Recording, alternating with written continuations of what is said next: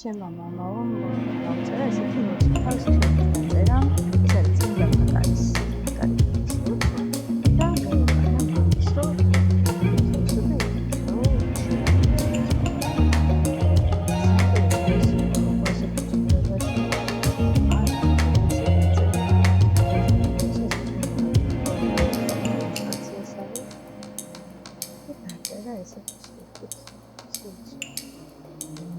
ეგ ლითოგრაფიებია. ეთვაზე არის.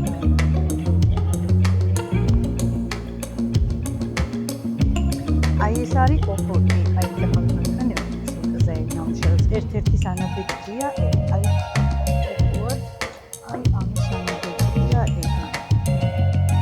დედა ჩემი ნახა ეს ნამუშევარი თავისი პორტრეტია, როგორც ესე ნახევარზე. დაჭერე რა.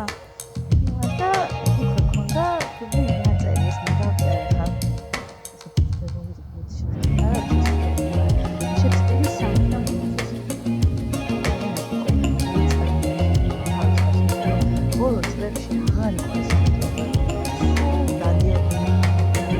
თუმცა გაცვლა ხდებოდა ერთმანეთის ემოციების ფაქტორებს შორის, გაცნობა ხდებოდა და აი რაღაცა სტომში და მე უკვე 90-იანი წლების მერე უკვე ისე მიმეორდა ეს ყველაფერი და თავი ჩინა რამიცი, ისაც ქონდა თავისი შესაძლებლობები, საშუალება რომ თავი გამოიყენებდა და რეკლამა დაეკეთებინა რა საკუთარი ნამუშევრებს ფინანსურად.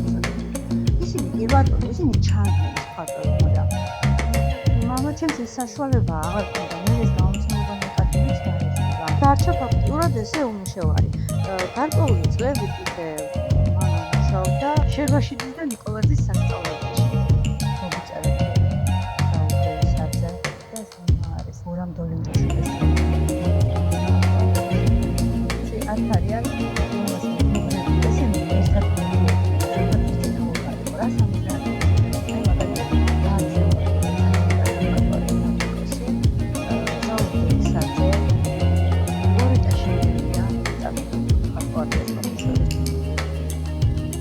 საბავშვო წიგნებსაც აფლობდნენ და ირა ყველა მხატვარს არ შეუძლია საბავშვო წიგნის გასურათება რა.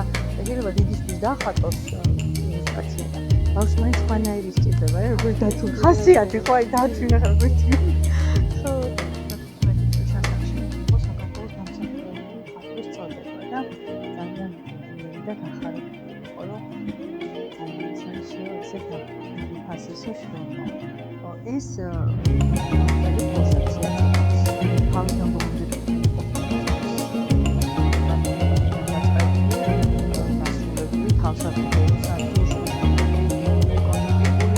აუცილებლად უამრავი საფრთხის პროცესი აქვს, სანამ საბოლოო საფრთხეს ძალიან დამატყდა.